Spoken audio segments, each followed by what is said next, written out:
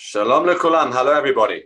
My name is Paul Gross. I'm a senior fellow at the Menachem Begin Heritage Center in Jerusalem. It's my great pleasure to welcome you to the latest in our series of Zoom conversations for English speakers, both in Israel and around the world. As usual, we have an audience from across the globe. We are continuing this week with a series that we began last week, talking to different representatives of different either political or sectoral groups in Israeli society about the recent elections and the more recent new government that was established under Benjamin Netanyahu very recently.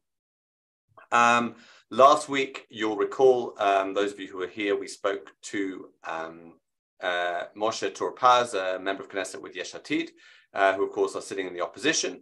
This week, we are speaking with Rabbi Yehoshua Pfeffer, who I will introduce momentarily. You should know, of course, that the Haredi, the ultra-Orthodox, are represented in the Knesset by two parties, or really three, but essentially two factions in the Knesset, Shas and United Torah Judaism, that amount to 18 of the seats in the Knesset, 18 of the 64 seats, which make up the parties in Netanyahu's coalition. And we're going to be speaking to Rabbi Pfeffer about those elections and about the Haredi community and their relationship with their political parties and politics more broadly. Rabbi Yehoshua Pfeffer is a community rabbi and a rabbinical judge. He has a shul in Ramot here in Jerusalem, where he lives with his wife and 8 children. He heads the Haredi division of the Tikvah Fund in Israel. He's a founding editor-in-chief of the Tzarich Iyun journal for Haredi thought and ideas. He lectures at the law faculty of Hebrew University. He's written a number of books and articles in English and in Hebrew, and he teaches on behalf of the Tikvah Fund and a variety of other institutions. Rabbi Pfeffer, it's great to see you again. Thank you, Paul. Happy to be here and happy to see everyone that we can, and even those that we can't see, we know they're there, so it's good. Right, exactly.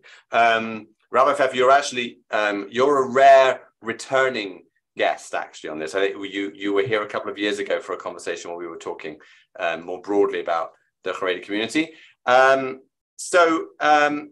I said, we have in the Knesset today United Torah Judaism, the Ashkenazi Haredi faction in the Knesset, and Shas, the Sephardi Haredi faction, which have 18 seats in the Knesset.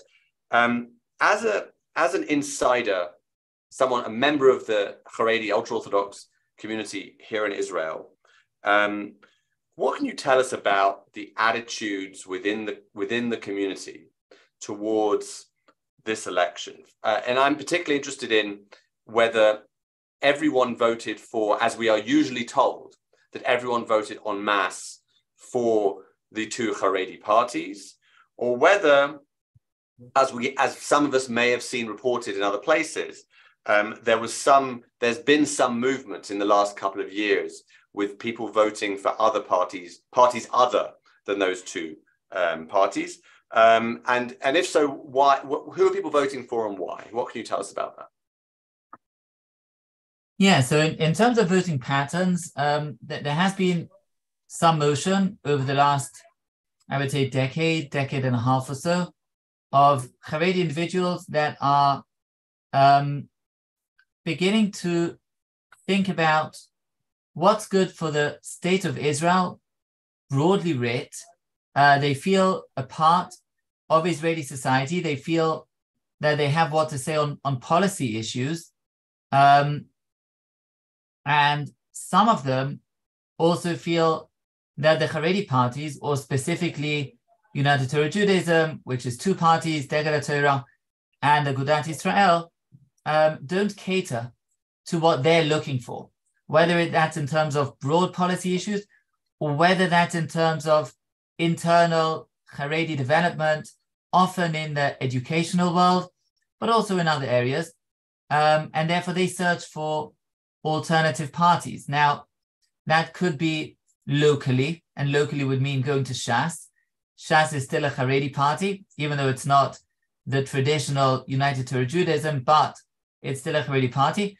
And alternatively, there were many who actually voted for, this time the option would have been the religious Zionist party, Hatzionut Hadatit, that provided a party which is, on the one hand, not a Haredi party, but on the other hand, very much aligned to some of the values that these Haredi individuals who are more free-thinking, who are more open-minded, will espouse. There were others, meaning there were others who voted for, Yesh Atid, but these are smaller, I think, phenomena. At the same time, they shouldn't be snuffed at. It's not a huge, I would say, it's not a huge deal at the moment numerically, meaning the great majority of individuals that belong to Haredi society, whether that's by self-definition or by the institutions to which they send their children, they continue to vote along party lines. And I think that is the main event, right? The main event is a continued fidelity, a continued loyalty to party lines, notwithstanding growing tensions and growing issues that need resolution. Still at the moment, we see, generally speaking, a certain loyalty. However, there are trends afoot, and we'll have to see how those will develop. I think, right now it's a moment in which the Haredi parties are in a significant position of power, more so than they have been over the last few years, in a government that's going to be accommodating to a greater degree, and therefore there'll also be a bigger opportunity to judge them by results. And I think that, the jury is out for judgment, and that will include no small percentage of internally Haredi individuals who will also be looking to judge after 2, 3, however many years, the Haredi parties based on results. We've had a lot of talk. We're waiting to see the results. Okay, thank you. I do just want to say to our audience, just a little reminder I should have mentioned this at the beginning, to please write questions into the chat box at the bottom of your screen, and I will get to those questions a little later. Now, what do the Haredim hope to get from this government? As you said, and even by their standards, and traditionally they played the politics game extremely well. But even by their standards, they're in a position of a lot of power and influence now. Would you say that again, we're generalizing massively here, but would you say that there is widespread or vast majority, let's say, support for the agenda that those of us outside the Haredi world tend to associate with the Haredi parties, of keeping exemptions on Haredim serving in the IDF, of keeping, and I'm deliberately mentioning things which are controversial with Israeli society at large, because I think those are the interesting things, essentially, and also funding for Haredi schools, which I think some of which, or many of which, don't teach core curriculum. Are those things that are basically supported by most Haredim, would you say? Well, right. So it is difficult to avoid these, gross generalizations here in terms of, sure, what do the Haredim want, right? What do we want? And the answer is, it really will depend on who you consult with, on who you ask. So it is true that the Haredi representatives have taken, I would say, broadly speaking, a traditional line in the current government, and the types of things that they've included in their coalition demands are traditional demands, meaning extra funding for the yeshiva institutions, extra funding for the schools, for the Haredi school system, irrespective of core curriculum, ensuring that we get a law passed that will arrange or make the necessary legal arrangement for the exemption from the draft, different arrangements of religion and state, especially concerning Shabbat, that Haredi parties have been speaking about for a while. Those, generally speaking, are aligned with the majority of Haredi voters. And that's why the Haredi parties, their leadership, are happy to go along with that traditional line and not worry too much about those elements within Haredi society that sing a different tune, that say we're looking for better job opportunities, we're looking for greater options in terms of school choice, that say we're looking for certain policy issues that for us are important in the broader context of the State of Israel. Generally speaking, the Haredi parties are not towing those lines because they don't feel a need to. They feel that they've received a mandate from the Haredi street for the more conservative, for the more traditional policy issues that animate the Haredi street. At the same time, and I think this is something that is worth pointing out, the very fact that the Haredi parties are no longer working independently. They're part of a bloc. Yeah. And even those Haredi individuals that voted for, let's say, Smotrich, or voted for Likud, there's a good number of Haredim that voted Likud, but nevertheless, they still voted within the bloc. And the fact that the Haredim are a part of a larger bloc, I think that itself is telling in the sense of a greater, perhaps you can call it, Israelization of Haredi society, meaning we are part of a bigger picture. We are part of a broader base. For example, the issue which is right now the issue that's in Israeli media and Israeli, dominating Israeli politics now, and that's the issue of the reform, the legal reforms in jurisprudence, in the Supreme Court, in the legal advisors.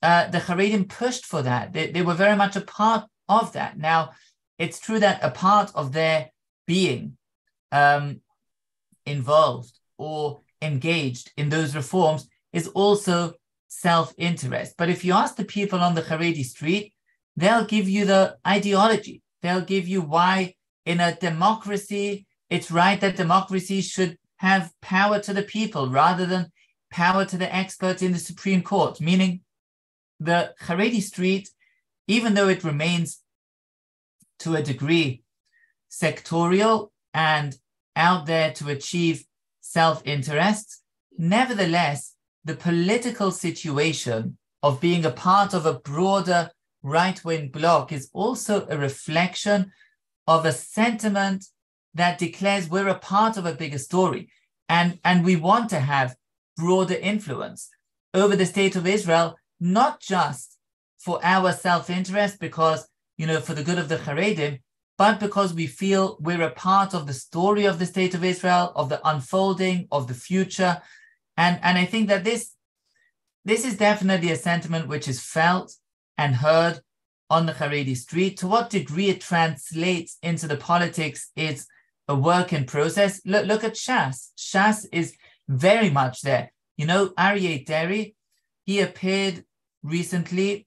He even issued a declaration on behalf of Netzach Yehuda, which is the organization that supports Haredim in the IDF. Now, of course, he did it for, political reasons and so on. Aryeh Deri is a very astute, political player. But nevertheless, his readiness to do that, while in the past no other Haredi representative was ready to do that, is telling. It has significance. And I think once, we need to think big picture. It's true that in the small details, there are still frustrations, whether you're looking from the outside and you're thinking 1 minute, what about the economic situation? What about army service? What about core curriculum and so on? That's still that, you look in the micro, that there are many unresolved issues that need work. But I think if you look big picture, that there are also telling signs of a future that will involve greater working together, greater kind of broader coalitions, maybe a political party that will merge together Haredim and non-Haredim. Who knows? Meaning, I don't know. A prophecy is not something I engage in often, especially not about the future. Somebody said that, and these are processes that will unfold over time. But certainly there's a motion which is reflected in the politics and certainly in the kind of grassroots society level. Okay, thank you very much. I wanted to actually move on a little bit to some of the things that you mentioned there. So you mentioned the very important point that they are very much part of the Bibi bloc and have been arguably the most loyal members of that bloc the other right-wing parties have come and gone and have changed names and split and merged and other things, and United Torah Judaism and Shas have basically been loyal to Netanyahu for the past decade or more. Is that partly or largely personal relationships between the leaderships and Netanyahu, who of course has been such a dominant figure on the Israeli right for such a long time? Or is it more than that? And I ask that partly because last week, as I said, our guest was a member of Knesset with Yesh Atid, who was suggesting that in the future there could be a coalition which included sort of center-right, more center parties, as well as Haredim. And I'm interested in whether you think that's realistic or not. And obviously there's particular bad blood between Yesh Atid and the Haredim. That's another story. But how would you gauge that situation? Yeah, so I think there is a certain element here of political expediency, meaning, you bet on the right horse, and Netanyahu happens to be the right horse. That's not to say, Shas has been absolutely loyal. Aryeh Deri is like, I'm the Bibi with a black kippah. You vote for me, you vote for Bibi. Aryeh Deri was very, very much aligned, identified with Netanyahu. That cannot be said of characters like Moshe Gafni, who was prepared to flirt with left-wing politics on some level. In the end, he also had to kind of straighten up and align with a right-wing bloc, but he's certainly not in the same level or the same kind of loyalty camp as Aryeh Deri. But I think there is something deeper to be mentioned over here, and that is that overall, I think that there are two reasons why, generally speaking, the Haredim will be more aligned with a political right. Yesh Atid, I have to say, is not I don't see Yesh Atid as a left-wing party. It depends on which issues. They're a centrist party, and it really depends on the issues. But let us speak generally without reference to one party or another. I think there are two deep reasons why the Haredim will find themselves broadly writ on the right of Israeli politics. One reason, and this is the more superficial reason, is that the right is more traditional. The Israeli right is more religious. It has the more religiously conservative, whether we're speaking about people who are openly observant or whether they're not, but nevertheless they're respectful. A lot of the Sephardi world, which is parts of the Likud and so on. And from Rav Shach, even before Rav Shach, although Rav Shach, the mythological Haredi leader in the late 80s and early 90s, so he made this very clear. We're with the right because the right is more respectful of religion, and therefore we can get along with them. They don't undermine the most elemental things that we stand for. So that's one reason, but I think it's a good reason, but it's a superficial reason. There's also a deeper reason for going with the right, and that is that the Haredim at the end of the day, it's true that they didn't join with the Zionist movement in the pre-state days, and they were reticent to join the entire project of the State of Israel, because the State of Israel was set up by secular, sometimes militantly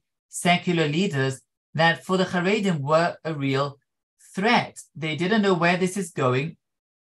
They felt, and they felt, I don't mean felt as an abstract feeling.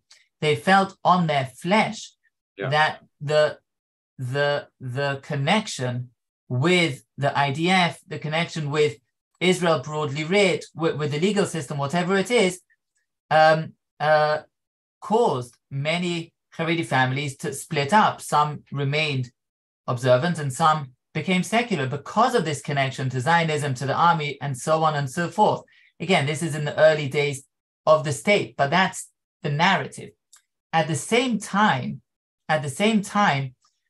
the feeling, the impetus of having a Jewish state, which is as Jewish as possible, is not foreign to the Haredi mindset.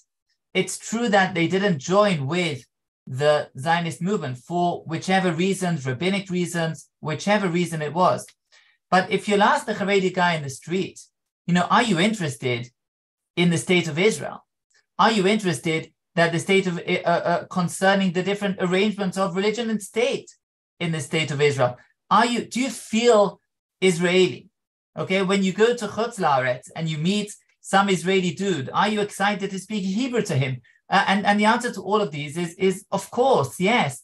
Look at the culture. Even, my own daughters who come back from their Haredi high schools, girls' high schools, with their, the old MP3 players, that outside the Haredi world are probably outdated by now. But what music do they have there? They have Israeli music of Hanan Ben Areh and Yishai Ribo, and these kinds of cultural icons in Israeli society, because Haredim do feel a part of it. They feel a part of the Israel project, and they feel a part of an Israel project in the sense of a strong Jewish identity, which is articulated, expressed within a state mechanism, within a state structure.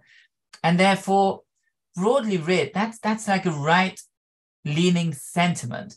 The sentiment, the national sentiment, the feeling of belonging, the desire that Israel should be as Jewish as possible. I think that's a deep-set Haredi sentiment. And even though, like I said, it hasn't been expressed in, overtly as connection and joining the Zionist bandwagon, if you want, but it's there, it's underlying. And I expect that to be a force for the future. And you see it now with many Haredi voters going right. You see it in the youth who are enamored by Ben Gvir, and follow the more radical right. That's not coming from nowhere. So we need to put that in the appropriate framing, and that needs checks and balances, and it needs a certain maturity. But I don't see Haredim going with the left. I see them going with the right. Okay, thank you very much. I'm going to turn to questions from the audience very soon, and there's a few coming in which are already touching on something that I think a point that I'm actually going to finish with now from my questions, because I think it's, to some extent, it's the elephant in the room when we talk about the Haredi community, because it's something which is often discussed in the secular or the non-Haredi, I should say, Israeli press, which is sort of the how can I put it, the sort of dire economic forecasts when they talk about the fact that Haredim are the fastest growing section of Israeli population, because Haredim have more children, that by year X, Haredim will be whatever it is, 25% of the population, and we can't continue a situation where so many Haredim are not working. There was one article I saw, and you can tell me if these statistics don't seem right to you, that the average Haredi household pays 1/6 of the tax burden of an average non-Haredi Jewish household. 26% of the total income of Haredi household comes from government payments, which is 2.5 times the figure of non-Haredi Jews, and these kinds of things which become scary for other Israelis when they contemplate what percentage of the population will be Haredi by 2050 or whatever. How do you respond to those kinds of things? Because I imagine, by the way, I should say to the audience, if this seems like I'm being really nasty to Rabbi Pfeffer, firstly, I'm not ambushing him. I checked with him first that he's okay with me asking these questions. But also I recommend you all check out the journal that he edits, Tzarich Iyun, which is a fantastic window into Haredi society and which looks at these kinds of issues from a Haredi perspective. So I'm not asking him questions which he doesn't himself explore in the pages of his magazine. Rabbi Pfeffer, please. Yeah, so you can get much nastier. I'm not one to shy away from difficult questions. So by all means, that's number one. Number two, there are two major issues, I think, in Israeli society that cause tensions between Haredim and the rest, Haredim and non-Haredi Israel. And there are different types of tensions. One of them is the economic issue that you brought up now. The fact is that something like 50% of Haredi men in working ages between 25 and 65 work and 50% don't work. Of the 50% that do work, their income is approximately half. It's a bit more than half, close to 60% of the income of the non-Haredi Jewish worker. And that is a big economic issue. And I think that inspires concern and fear in the hearts of many Israelis. The other issue, of course, is the army service and the fact that most Haredim don't serve in the IDF. Most is an understatement. The great majority don't serve in the IDF. And that inspires, I would say, frustration, resentment, and sometimes anger in the eyes of non-Haredim.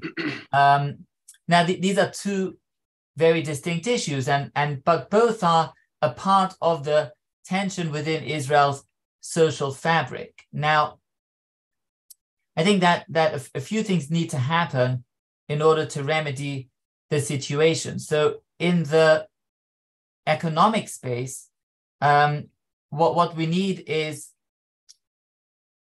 some change internally within Haredi society and also some change outside of Haredi society in terms of expectations and in terms of removing some of those obstacles that make it more difficult for Haredim to integrate into the workforce.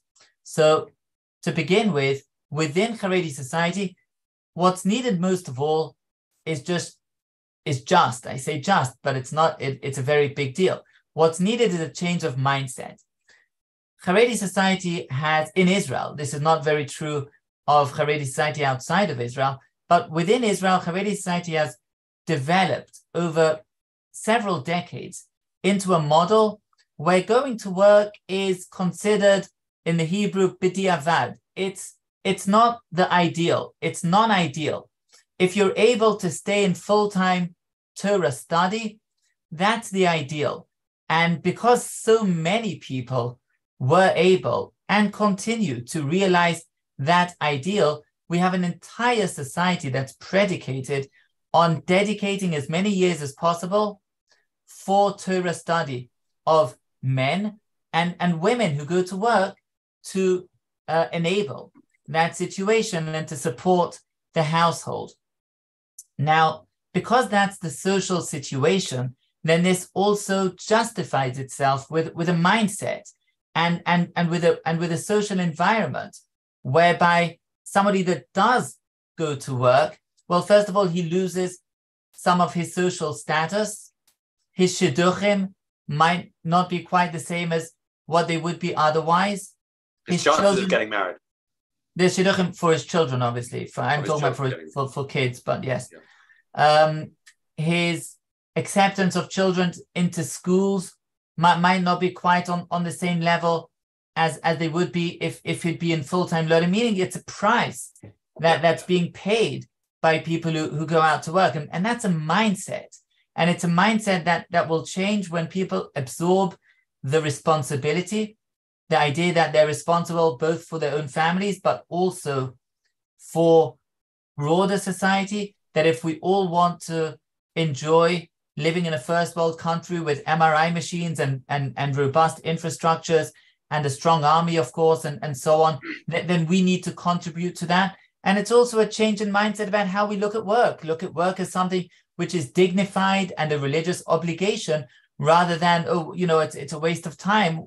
I could be learning. So this is a mindset. It's not simple. These things need time to develop, and also need infrastructures of ideas, of leaders who will carry those ideas, of institutions that will embrace them and bring them forward. So that's internally within Haredi society. I would also say, however, that there's much to be done outside of Haredi society in removing some of the obstacles. I'll just give one example, which I think is a significant example, although there are many others. One example is the over-academization of Israeli society, in the sense that, you know, to land a simple position of being a clerk in some government office, you need to have a degree. The degree could have no relation whatsoever to the actual area of employment, but it's just a standard requirement. And so everyone has to go to university and do a degree. Now, many of these Haredi individuals, number one, there is a certain taboo against academia. Academia being the spearhead of Western culture, of the Enlightenment, all these scary things for the Haredi community. And therefore, academia per se is an obstacle. Match that with the fact that many of these Haredi individuals, by the time they go out to work, they're 30 with about 3 or 4 children. They don't have the wherewithal to set aside 3 or 4 years of their lives for an academic degree. And you have a real obstacle that is so easily removed by doing internal testing, by checking who's fit for the job, irrespective of the academic degree. Now, of course, you can't be a doctor without an academic degree. You won't be able to become, you know, there are certain professions where academia is essential, but to be a clerk in some government office and to get an entry-level job where you can actually, if you're good, if you're talented, if you've got what it takes, then you'll be able to progress and advance from there. You know, let's find ways of taking away. That's one example of one obstacle. I don't want to take too long on this answer. So yes, this is a very important issue. It also relates to education, because so long as Haredi children, mainly boys, are not receiving, basic skills such as English, mainly mathematics would also be useful, then that makes a difference. So this relates to the educational issue. And the army, of course, is a separate issue. The army is a separate issue. I think the army also needs a change of mindset, but for that to become actualized requires a lot more work and a lot more kind of change in structures. So it won't be easy. I think the economic development will happen, or I would say already is happening, before the development in the IDF side. Ultimately, you know, people ask me, you know, what are you guys going to do when you're the majority, right? What do you want? And I think that's a big question. And I think the more that question is floated, you know, dear Haredim, what do you want? Let's say we give you guys the keys to the state of Israel. What are you going to do? How will this look in your eyes? The more that point is pushed, the more we press those buttons and we get people internally thinking, okay, what do we want? And whatever it is that we want, we'd better start thinking about it now, because tomorrow we're going to be 25% of Israel. And this is huge. And therefore it's about, first of all, preparing those infrastructures, thinking, you know, my journal is just one element of this, but it needs to have many others. And then, of course, that thinking, that change of mindset needs to have its actual expressions, its realizations in the field. And again, I actually think that this government, because the Haredim are so deeply involved because they're no longer just a minority that happens to be the tipping point of forming governments, but they're really a part of this coalition in the deepest sense. I think that ultimately that could have a very positive effect. I understand that in a micro level there are challenges, but ultimately I'm hopeful that will actually have a positive effect of bringing this awareness that the keys are being given to us, and then we need to think, what are we going to do with them? And that's very meaningful. Okay, thank you very much for that answer. It was long, but it was important. While you were speaking, a host of things came in. Some are comments rather than questions. So I don't particularly want to read those out because we don't have so much time.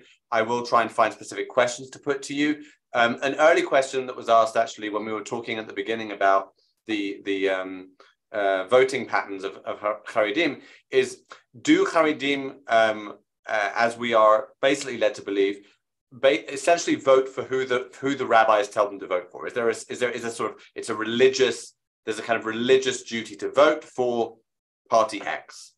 Is that how it works? That's a good question. I'll just answer it very briefly and say that it's partially connected to do what the rabbi says.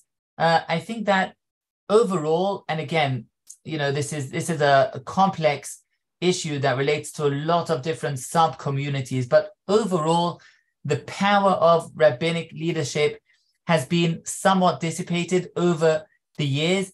Part of the reason for that is because of internet access and the fact that people are aware of the goings on within the rabbinic courts, and to what degree do the rabbis actually make all of the decisions, and who's whispering in their ears and so on. And because that's become very common knowledge, that's one reason. And another reason is because just Haredim are so exposed these days, are so much a part of broader infrastructures that it just loosens that bond a little bit with the rabbinical authority. At the same time, irrespective of rabbinical authority, many Haredi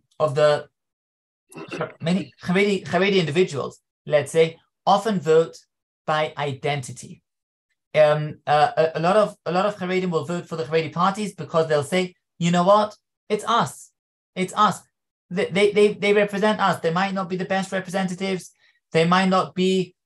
We might not be fully aligned, or even significantly not aligned with some of what these representatives are doing. But it's still us. And there's a history.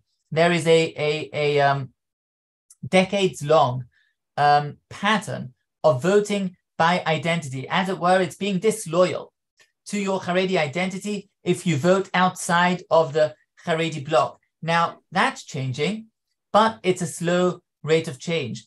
To think about voting not as loyalty to an identity, but rather a vote for policies that you believe in, and things that you want changed, and an expression, if you want, of discontent with the Haredi politics. That is a process that takes time to develop in people's minds. So I think rabbinical authority is one part of it, but you know what? Even rabbinical authority is itself, to some degree, a factor of identity. It's my rabbi, the rabbi as, and I don't mean this in a disrespectful way, but the rabbi as the tribe leader, right? The rabbi as the mascot. He represents us, and therefore we're happy to go with that party because that's who we are.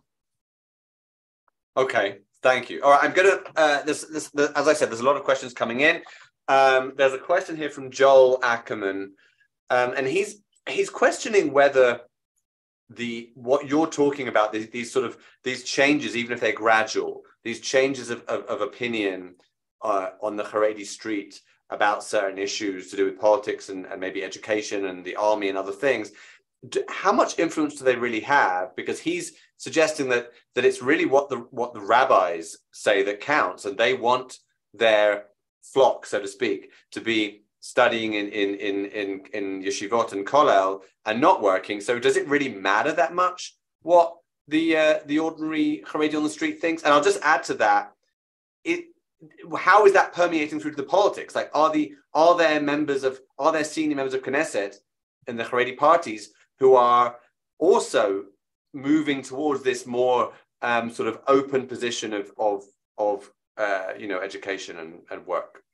Right. So it's a good point, and I'm happy to address it. I speak to several rabbinic leaders, obviously to some more than others, but I have my relationships within the rabbinic establishment, and I can say they care deeply about what's going on the Haredi street.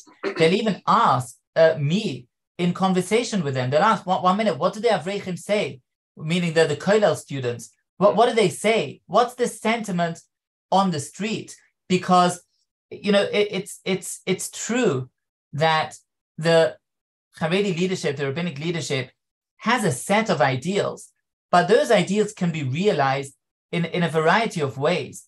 And sometimes the Haredi leadership or those rabbis will want to do something. For example, in areas of male employment, which we just spoke about before, sometimes that rabbinic leadership will be interested in promoting, because not everyone can be professors of Talmud. There's a lot of wasted talent out there. At the same time, there's also issues of family structure, which are deeply troubling. When you have a wife who is working in a dynamic job and getting promoted and becoming a team leader and so on, and her husband, the biggest questions that he has is, does he change chavrusa, or he doesn't change his learning partner? Those are the biggest questions he deals with. That's not necessarily a recipe for marital harmony. It can be, it can be, but if you have a whole society doing this, you're going to have a good set of families and couples where this is not going to work. Maybe it can work if you have enough ideological energy. So back in the day, in the 60s and the 70s, wonderful. But now we're in the, getting to the first quarter of the 21st century, things have changed a lot. It's become so institutionalized, politicized. It's difficult to keep this up. And therefore, rabbinic leaders recognize that there's a need. But you know what? They're concerned, they're afraid of what the people will say, because it's difficult for people to get used to new ideas. They've been used to a system for the last 70 or however many decades, and all of a sudden the rabbi is going to start speaking a new language. How will this go down? So in fact, sometimes it's exactly the opposite. It's not the rabbis deciding what the people will do. It's the rabbis being afraid to lead because they're unable to do things that the people won't be ready to accept. It's really sometimes it's really reversed. At the same time, the politicians, they're very, very attuned to the people, no question, because the politicians know it's a democracy. Yes, they will go to the rabbis and get the rabbis to declare, vote for him and vote for him.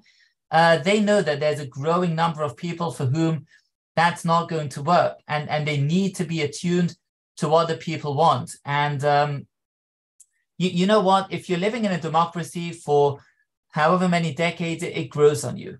The democratic spirit grows on you. I think the civic spirit, of civic society grows on you. Yes, it's not overnight, but you can see these processes unfolding. You see that rabbinic authority today is a far cry from where it was in the heyday, in the Rav Shach heyday. Again, let's see. You have these kind of milestones of this election, of that election. We had the local election in here or there where the Haredi representative wasn't voted in. You have all these milestones. Let's see what happens. Very interesting. Thank you. You mentioned this question of you talked about the couples and wives and what they're doing, and what there's a couple of questions about women in Haredi society, and specifically a couple of things. One, as you yourself said, they are working at a much higher rate than the men, and they are not involved nationally in politics. But I don't know if this is the case, but I'm asking you, are they involved at a municipal level in politics? And if so, I wonder if there's a role for women to play a greater leadership role in, obviously they can't have religious leadership roles, but political leadership roles, and whether that might actually change things, because women will bring something different to the table, not least because they are out in the working world to a far greater degree than the men are. Yeah, so this is obviously a topic that comes up frequently, the gender relations or relations between the sexes within Haredi society. First of all, there's no question that the structure of Haredi society, I would say specifically, again, if we want to be a little bit more accurate, specifically in the Litvish areas, in the Degel HaTorah, the more Lithuanian model within Haredi society, which is sometimes considered to be the locomotive of the Haredi train. In those areas of Haredi society, women are very dominant. Dominant in which way? What do I mean? I mean that the entire model really stands on the shoulders of women who are able and dedicated enough to be these, superwoman models that, on the one hand, they have large families with, 6, 7, and 8 children. On the other hand, they are the main breadwinners for the family. Thirdly, they also support their husband in his dedication to Torah study. So there is this kind of superwoman model that Haredi education continues to promote. It's harder to sell that to the boys, because, the boys are learning Talmud. The boys are studying, Gemara, they're studying Torah. You learn enough halacha and Torah, you see that model isn't a very traditional model. You don't find that much in the Talmud. But for the girls, it's much more ideologically profound. This is really, and this is, it's been around forever, since the 50s, where you see this in the publications, these kind of magazines for Haredi youth back in the 50s. And they're saying, we want our girls to adopt this new model of supporting their husbands. And we want boys to rebel, as it were, against their parents. I mean, these are Holocaust survivors. All they wanted was their kids to go to work and earn an honest living and stay alive. That's what the parents wanted. And then you have these rabbinic leaders, some of them disciples of the Chazon Ish and all kinds, that are saying, no, don't go with that mediocrity. We want excellence. We want sacrifice.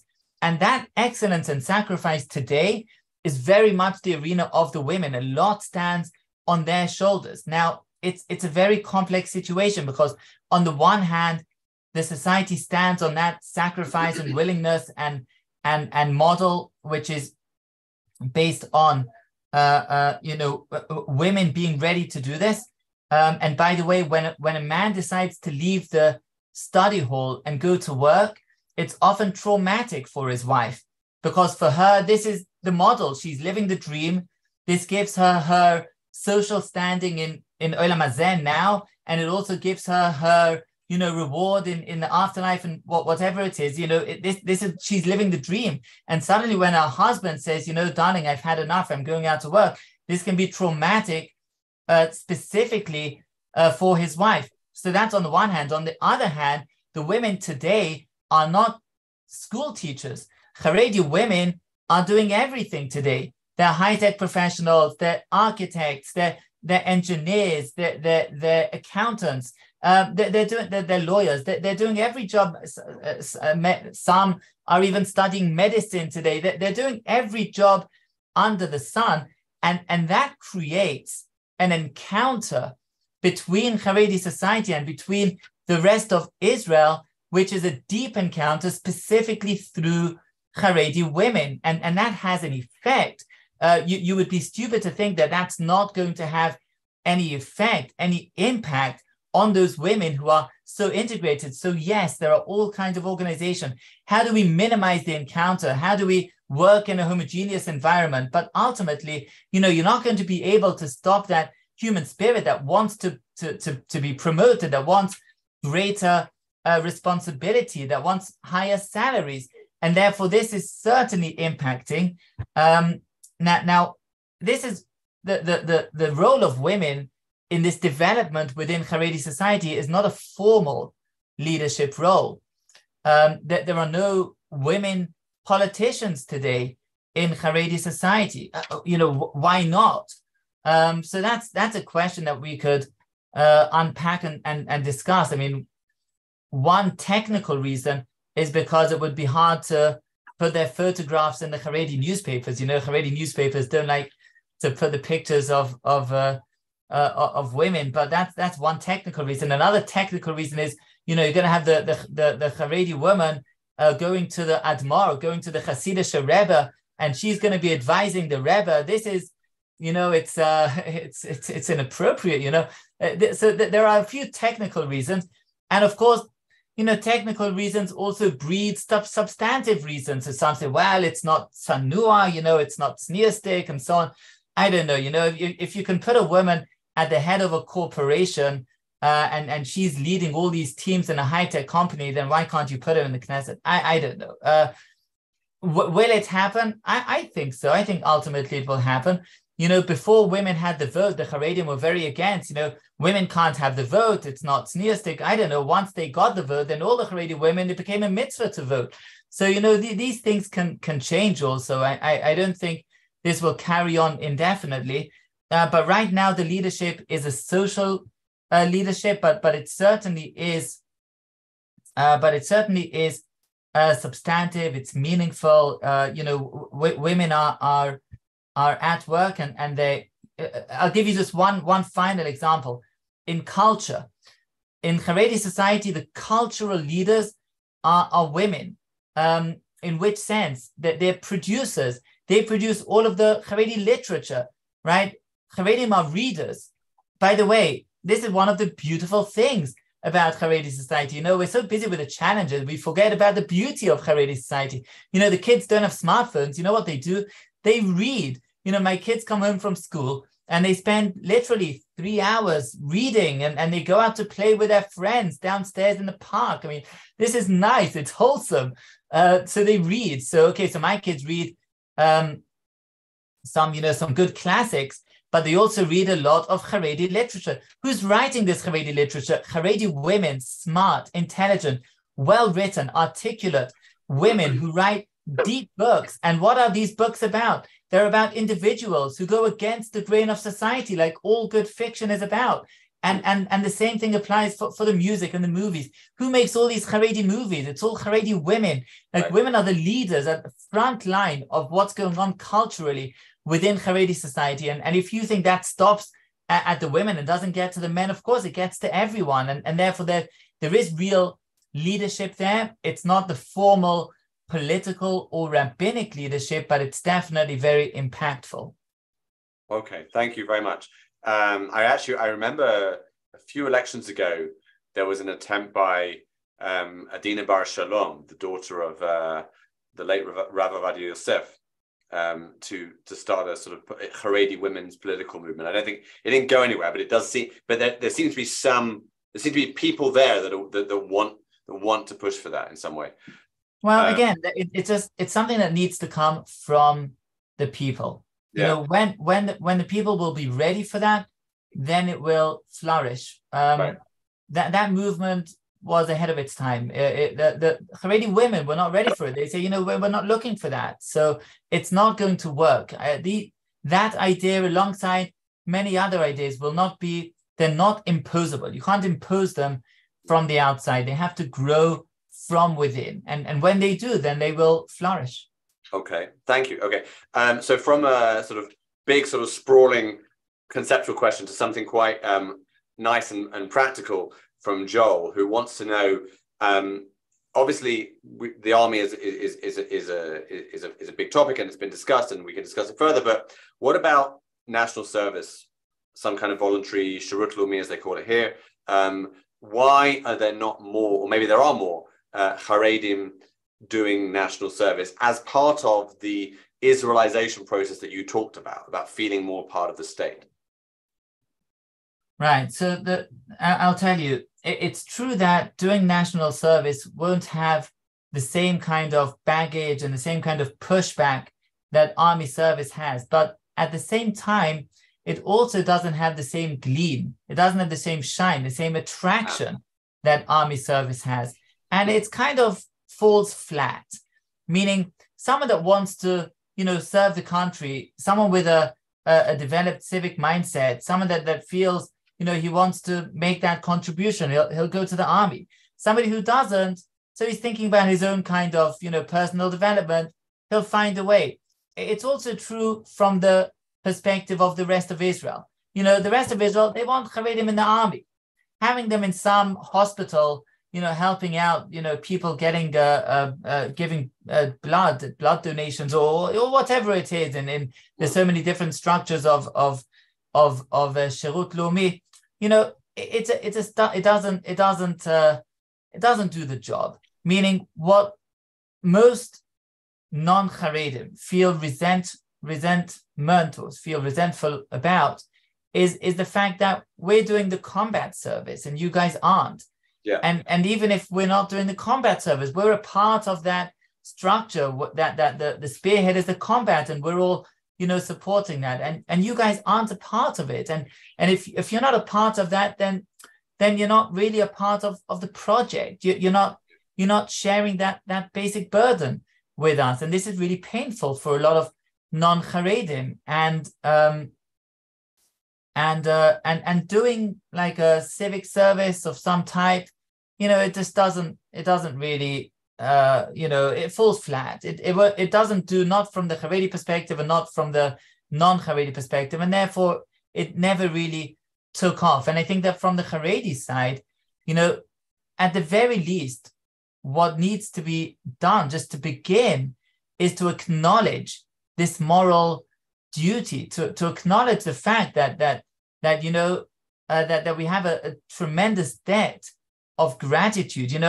Before Haredim celebrate Yom HaAtzmaut, if ever they will, what we need to be doing now is to be marking Yom HaZikaron, the day of remembering fallen soldiers. There's no excuse for not marking that. And I have to say, to my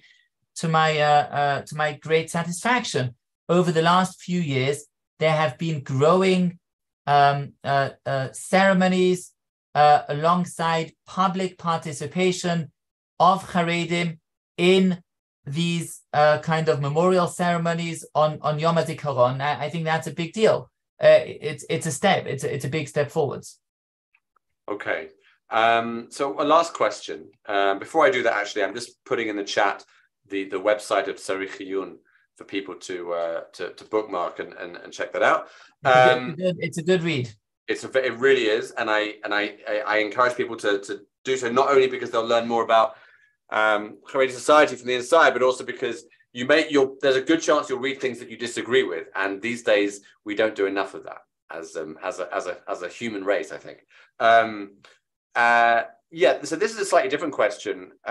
We've been mainly talking about how the Haredim are responding to things. Here's a question about how Israelis, non-Haredi Israelis, are responding to Haredim. And the question is, do you see some of the criticism or worse than criticism of Haredim as a kind of, Shmuel here calls it auto-antisemitism? Right. That's a question. Well, I would say it's something which is very difficult to generalize about. I think that sometimes things do get out of hand. When they get out of hand, I have to say, I don't like to label that as anti-Semitism, because I think it sometimes comes from a place of frustration, anger, resentment, whatever it is. It just depends where it's coming from. There are those for whom the very maintenance of religious traditions, the very maintenance of, let's say, the clothing, For some people, the very Haredi clothing, okay, this is not, I'm not dressed apart. This barely passes in my community. It's kind of a gray jacket. This is very risque, right? But those who wear the real Haredi garb, right? The long coats, the socks over your pants, the special hats, the side colls, and so on. There are those for whom that itself provokes a feeling of discomfort. Is that really us? Should Jews look that way? Isn't this primitive, and so on? And I think that is that it's a shame. Is it anti-Semitism? You could call it it is very painful to see sometimes in Haaretz caricatures that could have been seen in much darker days in anti-Semitic publications, and that's deeply troubling and deeply painful. And I really feel very, very pained when I see that. And I think we do need to promote, that's what I'm trying to do on some levels, to promote, discourse and mutual understanding. The Haredim dress this way for a reason. They dress this way because they are chared, because they're anxious, they're afraid of Western society. Western society is a danger for Haredim. They don't want to be exposed to the culture which they consider promiscuous and sexually open and dangerous. They don't want to be exposed to the value system, which is often steeped in hyper-individualism and the breakdown of community and structure and family and so on. They don't want to be a part of that. And that's why they continue to dress in this outlandish way, because it's part of their isolationism. Now, isolationism needs to have its appropriate boundaries. And when it becomes a segregation that makes you feel you're not a part of the broader Jewish people, then we have a problem, and that needs correction. But cultural isolationism, this is the aleph bet. This is the basic premise on which Haredi society exist, and the dress code is a part of that. And therefore, when we have people that itself, meaning the very existence of Haredim, let me mention, sometimes recently, I've seen all of this bashing of the Haredi battalion, Netzach Yehuda, by a whole host of different publications. And you know what? We have to think, do we want Haredim in the army or not? If we want them in the army, then we need to understand their challenges. We need to be sensitive to their needs. There were recently a few articles like Gewalt, a couple of female soldiers were asked to leave the Haredi battalion. Well, what do you want? It's a Haredi battalion. Do you want them serving in the IDF or not? If you want them serving in the IDF, then the female soldiers, believe me, they won't want to be there themselves. So why are we bashing, Haaretz and other publications? Why do you want the Haredim in the IDF or not? And you know what? The answer is, it's delicate. We want Haredim in the IDF, but we don't want the Haredim to change what the IDF is like. And that is a very delicate situation, because the more the Haredim become a part of Israel, the more Israel will also kind of accommodate or change a bit because of that Haredi entry. And many people are very concerned about that, but it's a catch-22. Either you want them or you don't. You can't have it both ways. So what do we say? No, we want the Haredi, but on our terms. That's just not going to work. And therefore, it really is it's a delicate situation. So I'm not the type to go around crying anti-Semitism. Am I disturbed sometimes by some of these pieces, columns, and so on? Yes, greatly so. Do I have faith in the Jewish people broadly writ? Definitely. I'm optimistic. I think that there are important trends that are already in place, both within Haredi society and outside of it. Guys, I don't know how many of our viewers here are in Israel, how many abroad, but everyone knows Shtisel. Now, Shtisel wouldn't have even been possible 2 decades ago when Israeli media was so anti-Haredi. And today it's not. Today that there is more scope for doing things together, for discourse, for conversation, for mutual respect. We just have to make sure that a trend continues to develop, and it's a work, and that needs people to be invested and to be a part of it in many different ways. But please God, this will work out. We have to keep believing, and I think we're part of something tremendous, part of something big, and we have to make sure that it keeps going. Okay. Well, on that very positive note, we will conclude the conversation. I want to thank Rabbi Yehoshua Pfeffer very much for his time and for sharing his insights with us, insights that I think are very difficult for many of us to hear when otherwise, not least as certainly in English. So I want to thank Rabbi Pfeffer for that very much. Everyone who joined, there were some questions I didn't get to. There were also a lot of comments that came up. A lot of those comments were not questions and not things that I wanted to put to Rabbi Pfeffer. I hope you'll appreciate that. There was a couple of points about a recording. For those people who are not on my mailing list, if you would like to be, then email me, paulg@begincenter.org.il. I wrote it in the chat a little earlier. And you'll not just hear about the events, but also you'll get links to the YouTube recordings that we do of all of these discussions. So do email me, paulg@begincenter.org.il. So thank you everyone for joining. Thank you, Rabbi Pfeffer, very much. We'll be back next week for another conversation in this series. And next week we'll be talking to the journalist and the right-wing journalist, Ruthie Bloom. So please join me for that. Good night, everyone. Thank you very much.